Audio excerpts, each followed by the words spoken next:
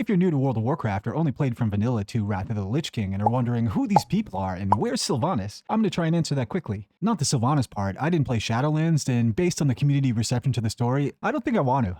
Here are the playable races in World of Warcraft going into Midnight, and an interesting fact about how they were elected. Let's do the Alliance. Humans. Anduin Rin. He abdicated the throne for a while. Technically nobody recrowned him. He just came back and everybody went, yeah, okay, fine, you don't have to cry, man. Dwarves. Council of Three Hammers. This was formed after years of civil war between the clans. It's the closest thing WoW has to an actual parliament. Moira, Moradin, and Falstad. Gnomes. High Tinker Mechatork. He was frozen in stasis for years, but the gnomes refused to replace him with anyone permanent, and now he has a Tony Stark heart. Night Elves. Chandris Feathermoon. She stepped up because the Night Elves basically had no one left after Teldrassil burned. Malfurion and Toronto were just like, tag, you're it, ha, and she was never formally crowned. Draenei. Prophet Velen. He's over 25,000 years old and has never had to run for anything. The Draenei just kinda universally accept him, North Korea style.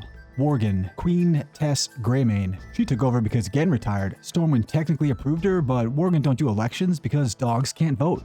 Void Elves. Illyria Windrunner. She's the sibling of a homicidal tyrant and talks to the voices in her head. If that doesn't say presidential, then I don't know what does. Lightforged. High Exarch Torellian. He's human, not Draenei, and was put in power by a religious space photon, which is one way to do it, I guess.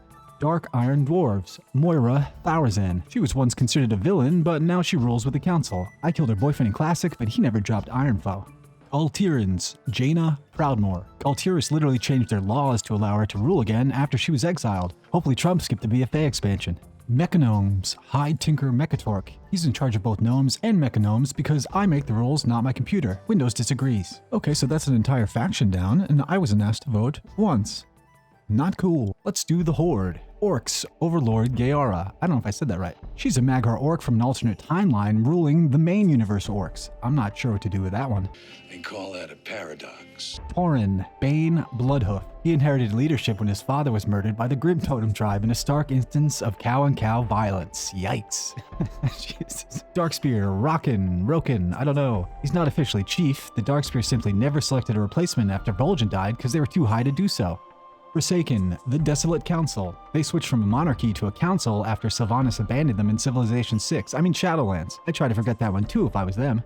Blood Elves. Lorthamar Theron. He's been acting leader for almost 20 years since Kael'thas died, despite constantly trying to step down. I don't think he's going to get a chance to in Midnight.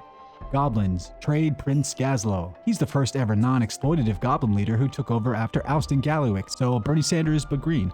High Mountain Tauren. Myla High Mountain. She was chosen after her father died fighting the Legion, but not through any formal vote. I mean, her name is High Mountain. Imagine having that as your last name and not being in charge. Embarrassing. Nightborn. First Arcanist Thalrissa. He nearly sparked a civil war by siding with the Horde instead of Suramar's traditional allies, the Night Elves. And if I have to do that questline again, they're going to need a new leader because I'll kill her.